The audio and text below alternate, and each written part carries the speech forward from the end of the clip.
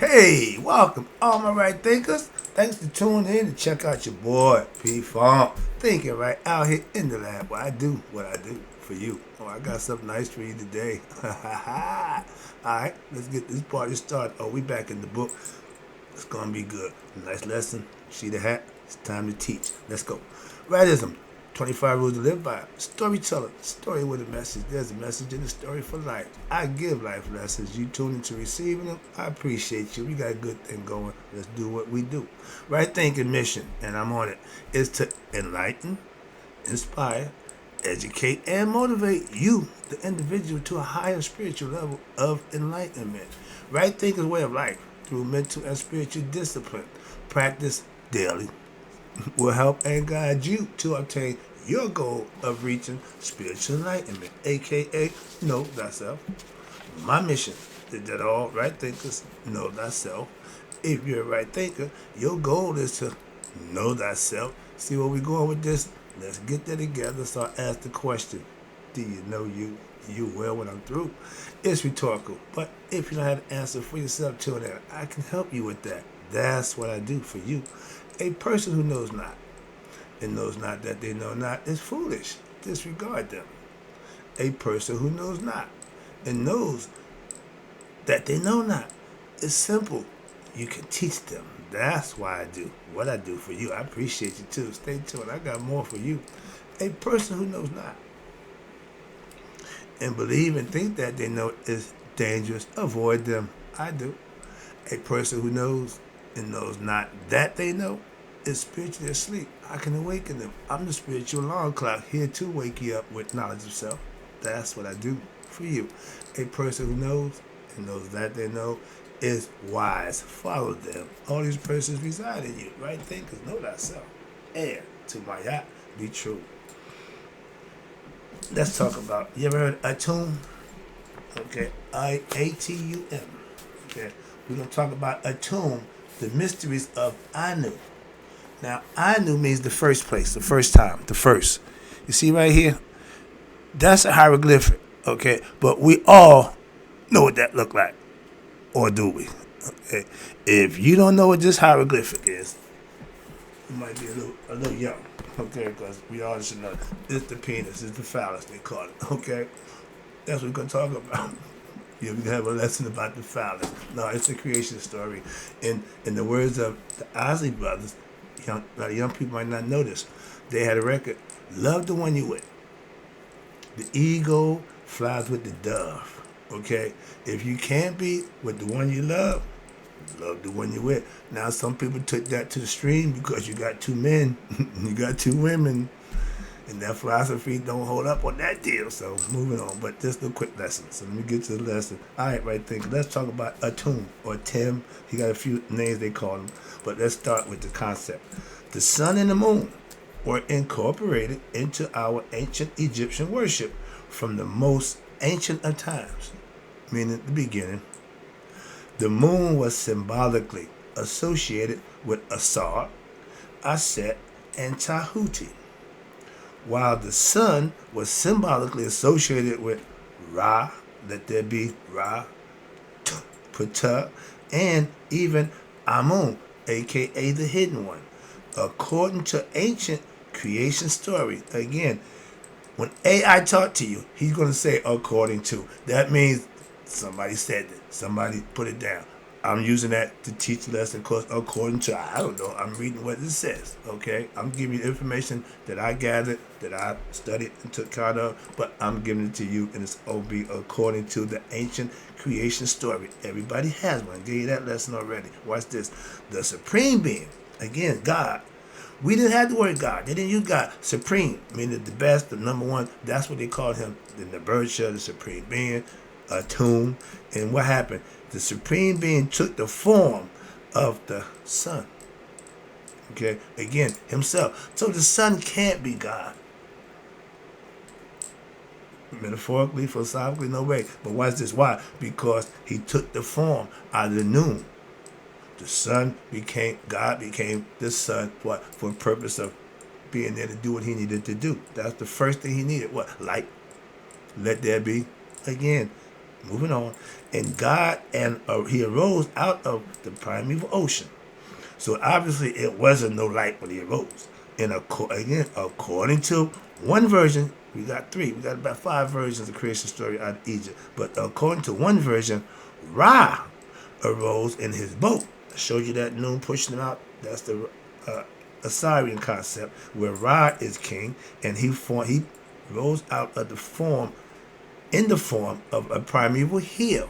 Okay, remember that, the pyramid, and out of the primeval ocean. Okay, he came in primeval. Got that one. A primeval hill, or a piece of solid land. In what? In the primeval ocean, that one little peak that sticks up. And it was known, and he was known by various names. God always said, I will be known by myriad of names. He knew everybody gonna call him something different. He's all knowing. He's conscious of all that. And guess what? These are some of the names. Atum, Tum, or Tim, T-E-M, Tum, T-U-M, Ra, Tim, T-E-M, Atum, Ra, or Asar and Ptah. Atum is also, watch this, one of the first God symbols, listen, to be depicted in human form. They gave him a man body with the ram's head. That's why you see the horns out, okay, and the sun disc over top. All that was symbolically telling you who God was from top to bottom. Again, and you know that the Aries is the first part of the zodiac. Nothing. They had all this stuff figured out. I know it all, but I can't give you all of it in one lesson, so I just give you what I give you here. Now, Atum was also the first God symbol depicted in human form. Again, thou shalt have no graven images. Yeah, y'all said that. Excuse me. We ain't dealing with that. This is what we did. And the priesthood of Anu, which means the first place. Again, you hear God talking about the Anunnaki. Moving on. Anuians, that's what we talk about. We're the first. And developed in what? They developed an elaborate cosmology that incorporated the concept of Tim into what? The creation myth. That's where it starts. And thereby they merged what?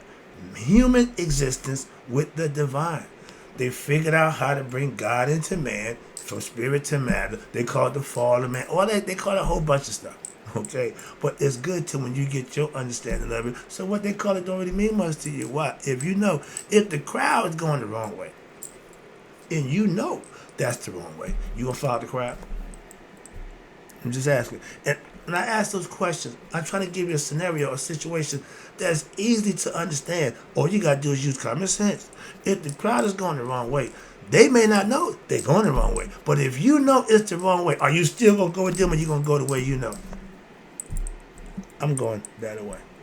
Just saying, every choice that we make should be for us, not for somebody else. I don't give a good hoot of what somebody else think and feel about what it is I do for you. Moving on. Again, you have to feel that way. You have to make that happen. And watch this. Now, the priesthood of Anu, they developed the elaborate system. Watch this. Now, into creation myths. So they brought human into divine. They brought divine into human. So we got the spirit that's in the physical form. And first, let's review an outline of the theology of Anu. Anuian theology. That's what we're working on. That's the book I'm teaching from. And we will examine what? The mystical implications for human psycho-spirituality. Spirituality is learning about God and practicing what you learn. Religion is believing in God and let somebody tell you what they want you to know. Moving on. The pyramid, you see, I'm big on the pyramid. That's what the knowledge that I got come from. That's why. How about that? Just like y'all Christians are big on Christ, I'm big on the pyramid philosophy. Same thing.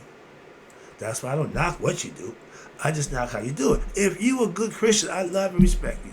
But if you a piece of crap Christian claiming, I can't respect you, and I'm not. Simply that I don't care what you say. It's in what you do. Because God ain't going to respect your nonsense. He will respect your actions. Why? Because he did going. bless you for it because it's good, or He's going to punish you for it and send karma to give you what you deserve. Simple philosophy. Moving on. There ain't a whole bunch of belief. Children can learn this and they'll be a lot better. Why? They ain't got to play them nonsensical games that y'all giving them to, all them fairy tales about this, that, and the third. Okay? How about Little Red Riding Hood with the lesson to teach you how to what? Beware strangers. Simple. But do y'all know that? No, they got a whole different philosophy, a whole different concept that ain't got nothing to do with what the lesson is about. Again, misinterpretation, misunderstanding can go way wrong. And we so far wrong with a whole bunch of misinterpretations, it's unbelievable. Sorry. Get good information. That's all. I'm gonna leave that right there. Right information. All information ain't good or right. Moving on. The pyramid text that I study from in Pepe 2 determines, watch this, the company of gods. He had broken down, now this is a long time behind now. He had broken down the company of God and goddesses of Nu to be what?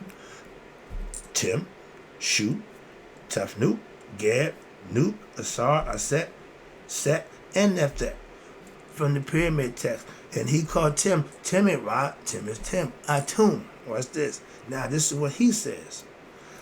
The following account is given about the emergence of Atum, or Tim or Tum. He was born in the Nu. Remember the primeval ocean? He was born there. Primeval waters. That's where he comes from. I would rather be told, or given philosophy, of a self-created, generated God to men. We just probably break that down. Then you tell me somebody in the laboratory, some alien. I ain't buying into that. That's all. Sorry, but I can't stand that. Man, I'm trying to give you this. They tell you a whole bunch of stuff. I just love it. Oh, yeah, I played it. Oh, yeah. Calm down. I'll get my time. Don't worry. Yeah, don't worry. And before the sky came into being, before Nut represents the sky, before the earth, Geb, came into being. Okay? This is going back. Watch this.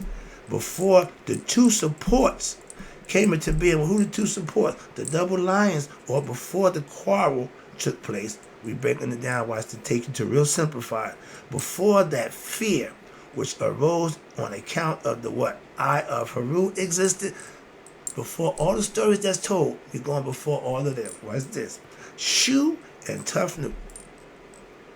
Air that we breathe, water that we receive from up top. That's the twins, okay? They got different concepts for them metaphorically, but they represent the first thing of nature elements. And watch this. This is the best part. Now, the quarrel between Haru and Set didn't come until he brought man in, so that's all before that. Again, they give you what? The beginning, conceptually, metaphorically, how they try to understand it. Now, this idea of the primeval ocean that we call Nu, again, and the original primeval spirit which engendered life in it occurs in several myths. Myths. We tell you, these are myths. If you understand them, you can conceive them, and now you practice them, you can manifest them. They become real. That's the difference in believing in something and knowing something. The earliest occurrence of the idea of the primeval waters is found in the Egyptian religion, watch this, which predates the Assyrian resurrection myth. Why? I'll tell you, going before that.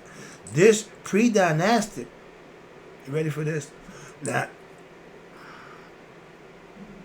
they tell you the Sumerians started civilization, cradle civilization, the cuneiform first writer, blah, blah, this, that, and the third. But they tell you it go back, what, 6,000 years. That's what they say. You tell me the earth started 6,000 years ago in Samaria. Again, that fact, the concept I gave you with the crowd going the wrong way and you know the right way, you go your way. Why? You'll see. You'll see. You'll see. That's the beauty of it. That's the beauty part. I'm getting so tired of hearing, yeah, you was right. I don't want to hear that. I try to be, and when I'm wrong, do it there. Why? I ain't heard none of that. I ain't heard, yeah, you was wrong. No. I know I'm right. I try to be right. Let me know when I'm wrong, please. I'm tired of getting, oh, you was right. That don't serve me. I'm trying to help and teach. So all you got to do, be right. I'm just teaching it.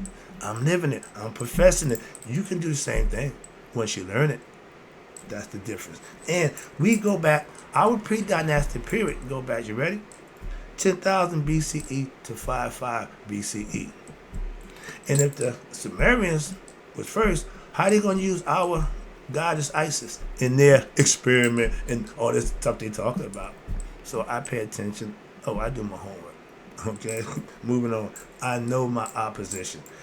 Pre-Assyrian myth spoke of a god who what? Who was unborn, undying, and who was the origin of all things. Sound familiar? Where I come from, you can't make statements without substantiating and backing it up. You could just, I'm this, I'm that, I'm the best in the world. I did this, and with no rhyme, no proof. Sound familiar? Like that clown we got running around boasting this, that, and the third. And y'all know he's a liar. I ain't got time for him today. He ain't even on my agenda today. Nonsense. But the pre-Assyrian myth, we go back 10,000 years. And if the Sumerians go back 6,000, how can they be the... I ain't got time for that. That's personal. But let's go. But this deity was unnameable, okay, unfathomable, transcendental, genderless, and without form. We gave him all those things to use so we can understand and know him and serve him in earnest and in knowledge, not in belief. Although encompassing all these forms, this being was the God of light. You can't do nothing in the dark. Light is the spark that gives what? The illumination. The Illuminati, the illuminated ones, why? They got the light of what? Light was knowledge, okay? That's what they symbolically. So let's understand that. And the God of light, which what? Which illumines all things. Well, I'm on my game. And thus was later associated with the sun.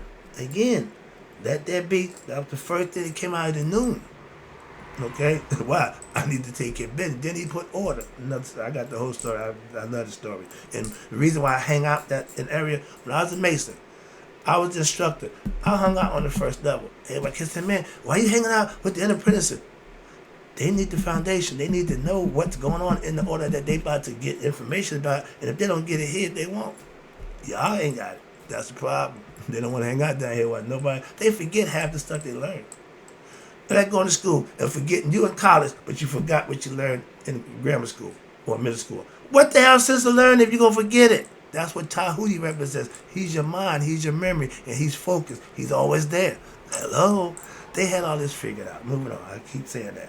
But watch this. He came in associated with the sun in the form of Ra. Okay? Ra, the fire. The sun. Okay? They had all figured out. Or we call him Tim. And watch this. With Harut. I love that. That's us. And that's just the spirit that's in man. Y'all call it God. They defined it as Harut. Christians call it Christ.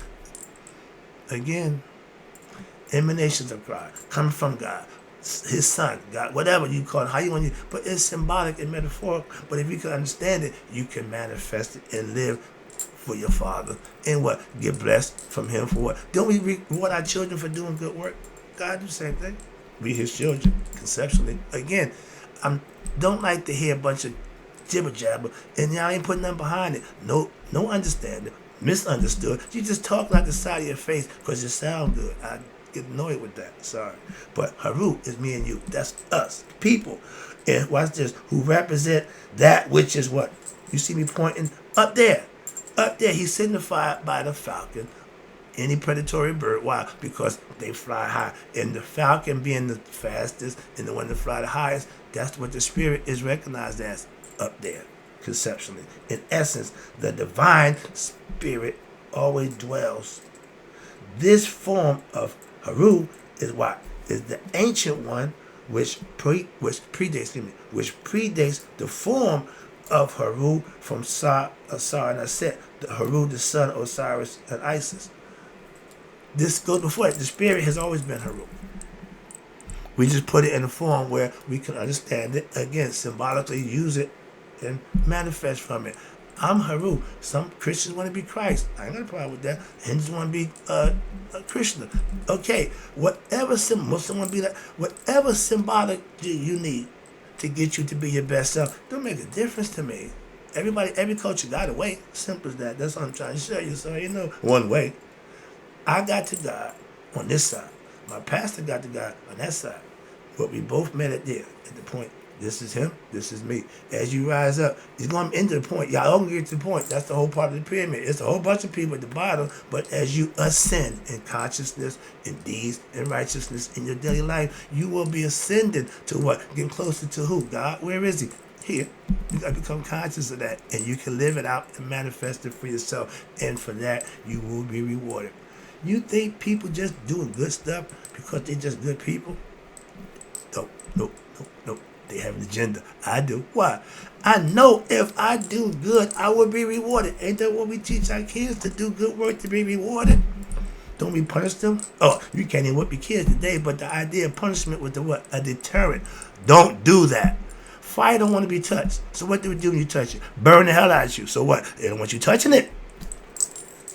Sorry, I'm rolling again. I get going early in the mornings. It's 3:49. I'm cooking.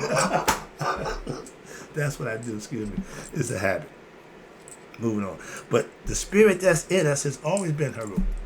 They manifested it from Asar being God, Aset being his wife. They come together and make us.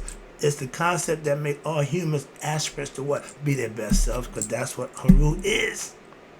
In the flesh, like Christ. See? I don't have a problem breaking it down for you and so you can understand it. I ain't against religion. I just don't practice it. Doesn't mean I don't like it. I just understand it. I just got something else. You can martial arts. You can box. Pick one. Because the other one better know it's the one you like. The one that suits you. That's all. Moving on. Free will means you have the choice to do and be whoever and whatever you want. And guess what? You're responsible for it, so go for it. Good or bad, it's yours. Moving on. When the concept of that bed you made, that means the action that you did, you got to be responsible for it. You got to sleep in it. Simple. I paid for mine. Moving on. I'm stopping right there. But the concept is Haru, before he became the son of Asar and Isis, the hieroglyphic spelling for the ancient form of Haru was I hate this little bitty. I know I can't hardly see it, but this is Haru. Okay, you got the infant knot, you got the cup, you got, I don't know if that's the ab there, you got the bird, and you got, I think that's another falcon there. Okay, but that was his side. That was before the Assyrian myth even coming on. Haru's always been there. Okay, let me go to the, see what we got here. Now, Tim, okay, or Tim, T-U-M, or T-E-M, or T-E-M-U, Tamu. That means more than one. Remember, is the ancient Egyptian name for who? For the deep and boundless abyss of consciousness from which the phenomenal universe was born out of. All conscious, all knowing. Before he brought us here, he put everything in place so that we can have everything we needed. Again, that's what and who God is. No matter what culture you come from, it's still the same thing. Moving on. And depending on the names that you use, the people that use, we use the mythology of Greeks, gods and goddesses. The Greeks followed us and did the same thing. Moving on. And the consciousness which all the phenomenal universe is born from. We start out with Kepra. That's the dung beetle, the scarab. Okay? Or Kepri, the dung beetle. Just read. Just stop. Just read. And that represents the morning sun, which is becoming. They use that because if you ever seen scarabs in the dung, when they get full in the dung, they just come out, they just scatter. Come out full grown, ready to do what they do. And that's the essence of beginning. Okay, they beginning to what? You know what they do? They eat feces. If that ecosystem in Africa, the dung beetle was seen as God. Why? You know why if you was there and you had to know what they do. That's why. Again, purpose and reason. God, all conscious, he know somebody got to do it. Moving on. And they had every aspect of the human, the body of psychology, physical aspects, had it all laid out. That's what I've been following. And watch this. Now this form is also associated with what? With young Haru. The son born from Asar, and Aset, which is me and you. Watch this. The young Haru. Now Haru in the horizon, meaning he's always coming, okay?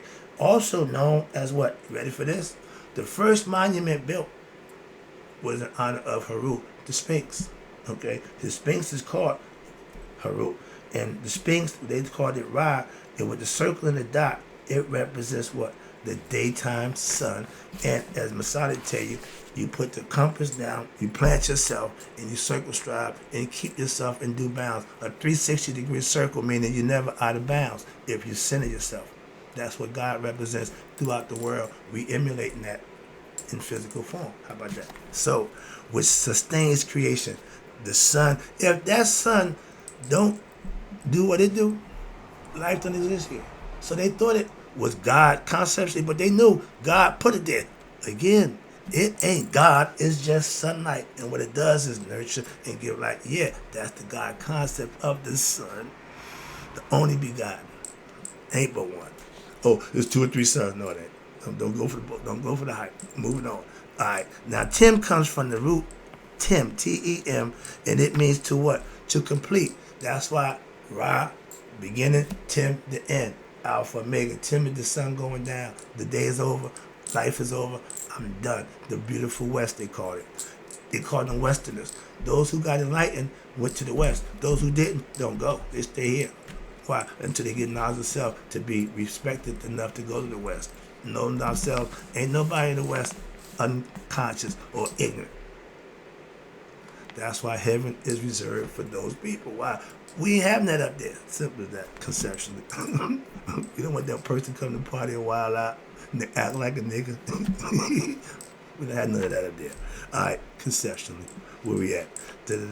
Okay, here you go. Watch this. Now, Tim, the fullness of Tim M, which means to make an end of. Again, I just explained it to you. Just teach. Just read the book. Okay. Now, also, Tim is regarded as what? As the evening or the setting sun of the western sky, symbolizing what? Completion, the end of the journey. This is why what? The initiate wishes to go to what? The beautiful West. Upon completion of what? The span of life spent here on earth, living a righteous and a virtuous Mayat philosophical lifestyle. And if you pass the test, you go to the West. Okay?